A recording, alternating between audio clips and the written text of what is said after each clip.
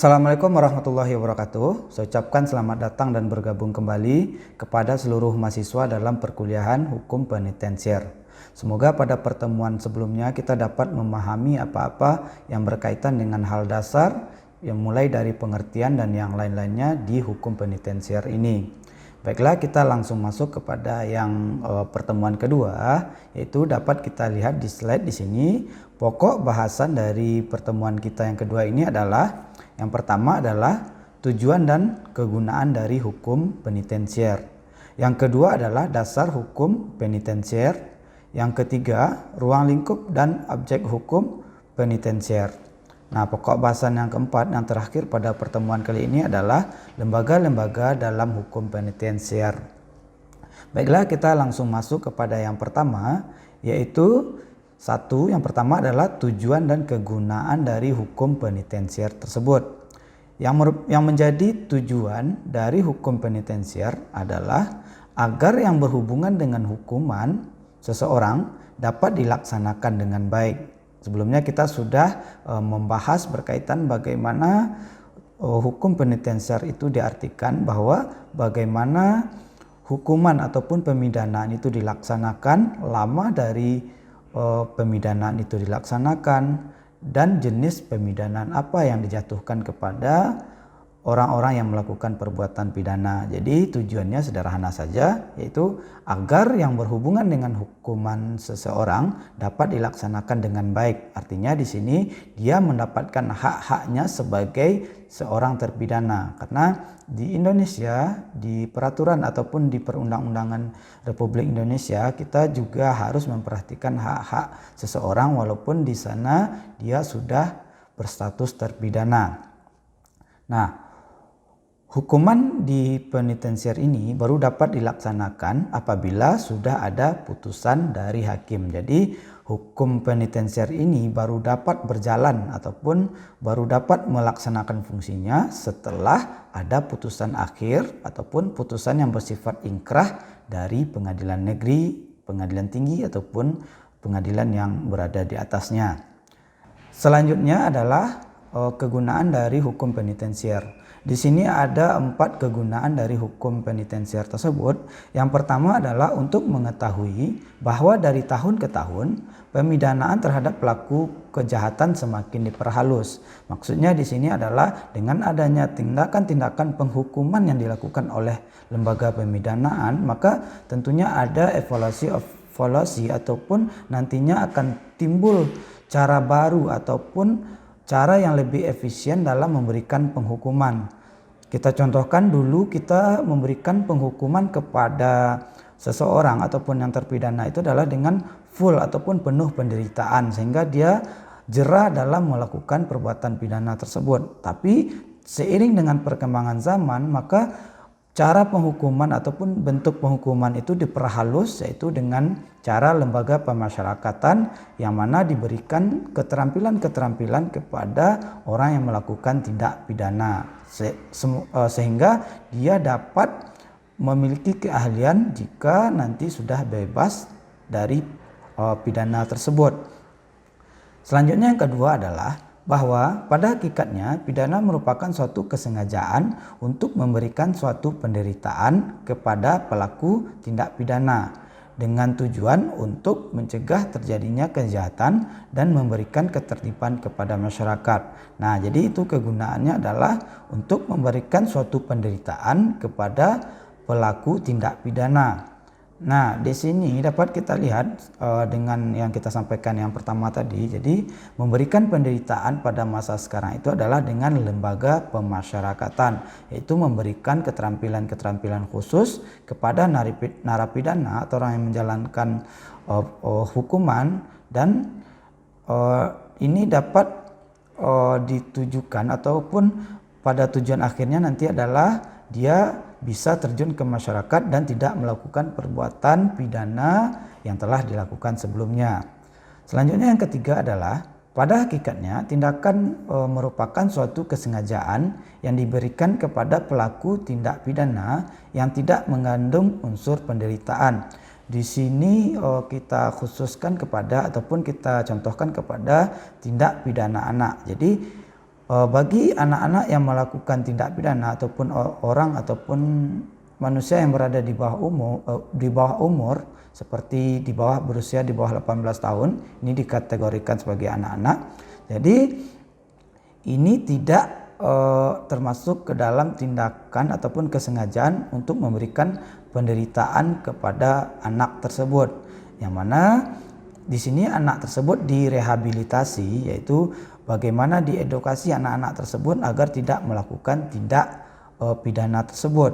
Nah, adapun tujuan dari tindakan tidak mengandung unsur penderitaan ini adalah untuk memperbaiki sikap pelaku tindak pidana agar tidak melakukan tindak pidana lagi. Di sini tidak memberikan penderitaan misalkan kepada anak tersebut, tidak memberikan penderitaan dan lebih memberikan rehabilitasi agar tidak melakukan tindak pidana lagi. Selanjutnya yang keempat adalah untuk memberikan pengetahuan yang lebih konkret dan komprehensif kepada para mahasiswa hukum sehingga mereka dapat memahami masalah pidana dan pemidanaan tidak saja dalam konteks ius constitutum melainkan juga dalam konteks ius constituendum. Maksudnya di sini adalah kita belajar di hukum tata negara ataupun di pengantar ilmu hukum kemarin, yaitu konteks ius constitutum itu adalah apa yang tertulis dalam peraturan perundang-undangan. Tidak hanya di situ saja, tapi pemidanaan juga ada dalam konteks ius constituendum, yaitu konteks hukum yang tumbuh dan lahir di dalam masyarakat. Jadi di dalam hukum penitensier ini juga ada kedua unsur ini, yaitu unsur ius constitutum dan konteks ius constituendum. Nah, selanjutnya kita masuk kepada dasar hukum dari hukum penitensier ini. Kalau dalam hukum pidana umum ini ada pada pasal 10 Kitab Undang-Undang Hukum Pidana, yaitu yang mengatur jenis. Jadi kita sama-sama kita ketahui bahwa adalah hukum penitensier ini adalah mengatur tentang jenis, lamanya, dan bagaimana pemidanaan itu dilaksanakan. Yaitu di sini saya ulas tentang jenis sanksi pidana yang menjadi dasar bagi hukum pelaksanaan pidana untuk membuat norma hukum pelaksanaan pidananya.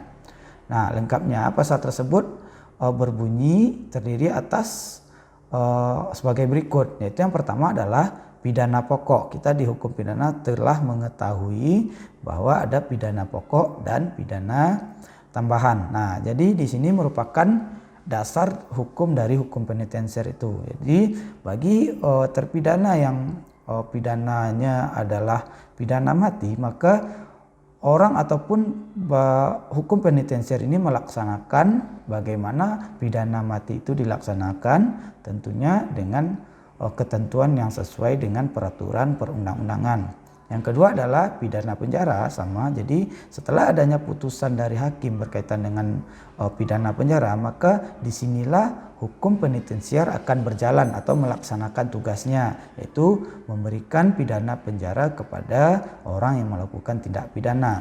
Yang ketiga adalah pidana kurungan. Yang keempat adalah pidana denda. Dan yang kelima adalah pidana tutupan. Nah, nanti akan kita bahas bagaimana lembaga-lembaga dari pidana-pidana yang dijatuhkan ini.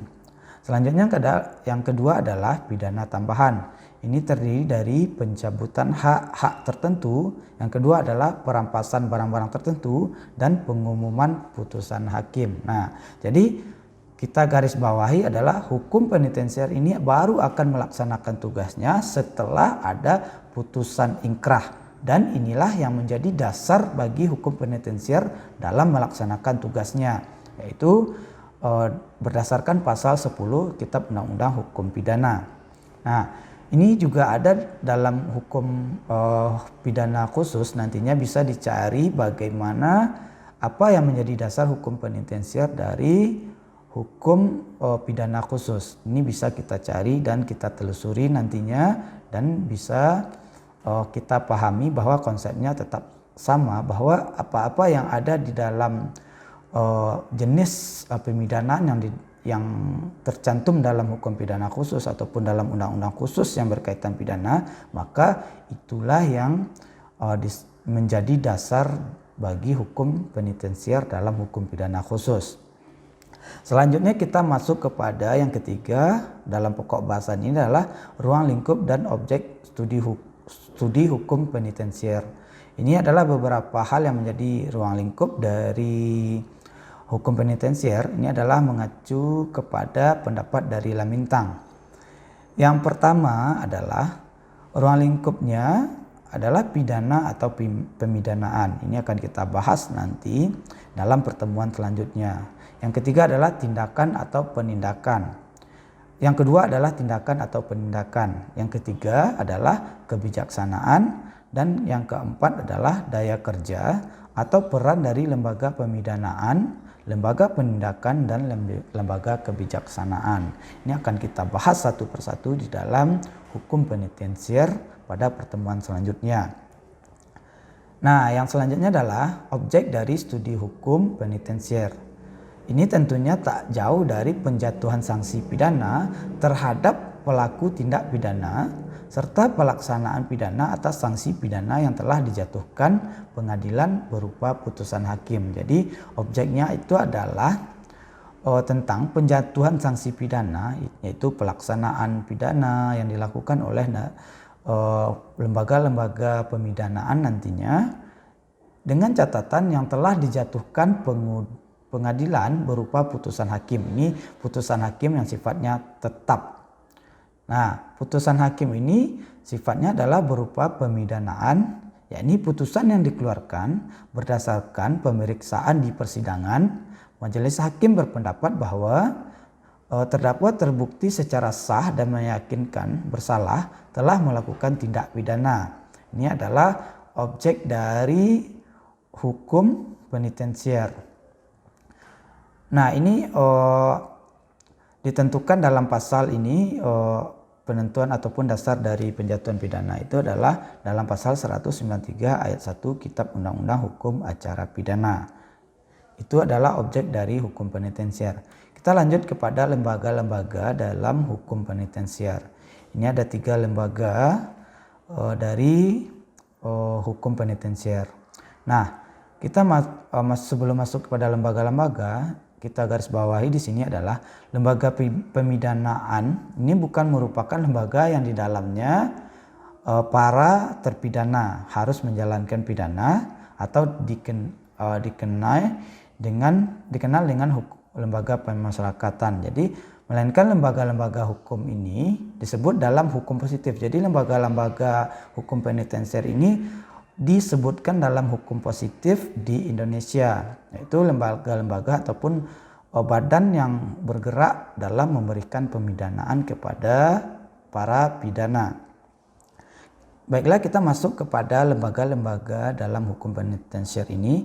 Yang pertama itu adalah lembaga pemidanaan. Jadi ini lembaga adalah badan-badan ataupun subbagian dari pemidanaan. Itu lembaga-lembaganya itu adalah lembaga pidana mati, yaitu lembaga yang mengurus tentang pidana mati.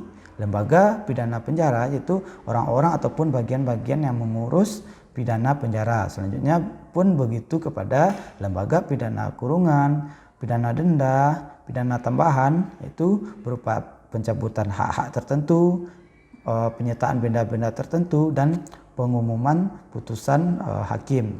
Nah, ini diatur dalam pasal 10 huruf A dan B Kitab Undang-Undang Hukum Pidana. Selanjutnya adalah lembaga pidana tutupan. Nah, ini juga ada lembaganya dalam hal pemberian ataupun pemberian pidana tutupan.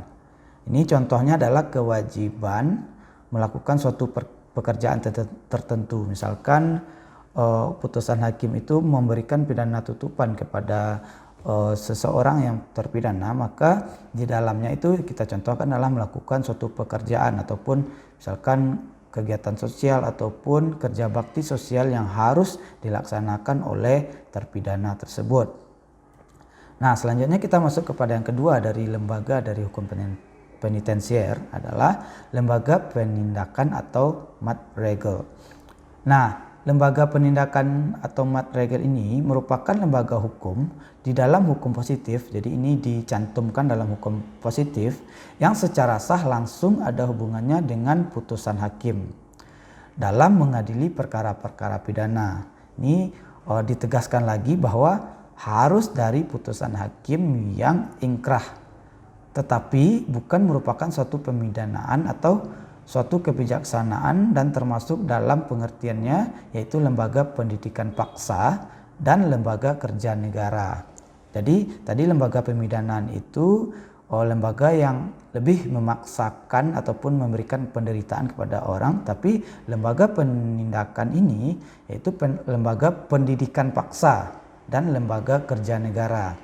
Nah, ini terdiri dari lembaga-lembaga, yaitu lembaga penempatan di bawah pengawasan pemerintah. Jadi seorang terpidana itu diberikan atau ditempatkan di bawah pengawasan pemerintah untuk melaksanakan pendidikan paksa agar sadar hukum dan tidak melakukan perbuatan pidana seperti yang dilakukan sebelumnya. Yang selanjutnya adalah lembaga penutupan secara terpisah atau lembaga Afzonderlich Obluting. Jadi ini penutupan secara terpisah. Ini misalkan dia terpisah melakukan suatu kewajiban pekerjaan yang harus dilakukan oleh dia yang telah terpidana, jadi dipisahkan dengan orang-orang lain.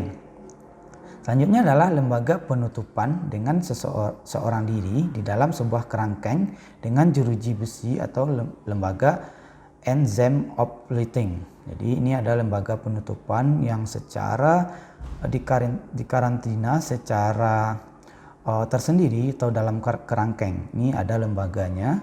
Selanjutnya adalah lembaga pendidikan paksa atau Dwangop Feeding. Jadi harus ada pendidikan paksa bagi narapidana dan dijalankan oleh lembaga ini.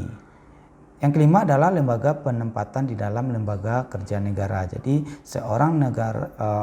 seseorang itu dimungkinkan yang melakukan tindak pidana melalui lembaga penempatan ini ditempatkan di suatu lembaga kerja negara dengan tentunya tetap dengan pengawasan. Yang ketiga adalah lembaga kebijaksanaan. Lembaga kebijaksanaan merupakan lembaga-lembaga hukum yang disebutkan di dalam hukum positif, digarisbawahi lagi, yang secara langsung ada hubungannya dengan pelaksanaan dari putusan hakim sebagaimana yang dimaksud dalam perundang-undangan. Ini lembaga-lembaganya yaitu lembaga pengembalian terdakwa kepada orang tuanya atau kepada walinya. Ini yang saya bahas di kegunaan dari hukum penitensier. Jadi lembaga ini yaitu lembaga yang mengembalikan terdakwa kepada orang tuanya. Ini berkaitan dengan anak yang melakukan perbuatan pidana. Selanjutnya adalah lembaga pembebasan bersyarat.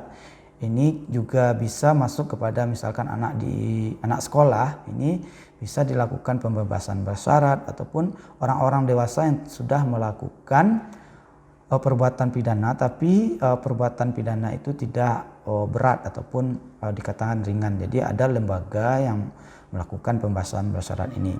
Selanjutnya adalah lembaga izin bagi terpidana untuk hidup secara bebas di luar lembaga pemasyarakatan setelah jam kerja. Nah, ini juga ada lembaganya. Jadi terpidana yang kooperatif ataupun terpidana yang akan keluar dari penjara ataupun pemasyarakatan, ini juga ada lembaga yang memberi izin untuk melakukan ataupun bebas keluar pada saat jam kerja telah berakhir. Yang keempat adalah lembaga mengusahakan perbaikan nasib sendiri bagi orang-orang yang dijatuhi pidana kurungan. Nah, jadi ini lembaga yang bertugas untuk mengusahakan perbaikan nasib sendiri. Contohnya tadi yaitu dia memberikan keahlian-keahlian atau dia diberi kebebasan untuk mengembangkan keahlian-keahlian yang positif agar nantinya setelah keluar dari penjara dia dapat memiliki suatu keahlian dan mengembangkan diri dan tidak melakukan perbuatan pidana lagi. Baiklah, Demikianlah perkuliahan kita pada kesempatan kali ini. Semoga kita dapat mengambil intisari ataupun manfaat dari perkuliahan ini dan dapat kita laksanakan ataupun kita aplikasikan dalam kehidupan sehari-hari, ataupun dapat kita jadikan dasar jika ada orang-orang yang bertanya berkaitan dengan hukum penitensiar. Saya mohon maaf jika ada kesalahan dalam penyampaian. Dan saya ucapkan terima kasih banyak kepada seluruh mahasiswa yang telah mengikuti perkuliahan dari awal sampai akhir. Akhir kata, Assalamualaikum warahmatullahi wabarakatuh.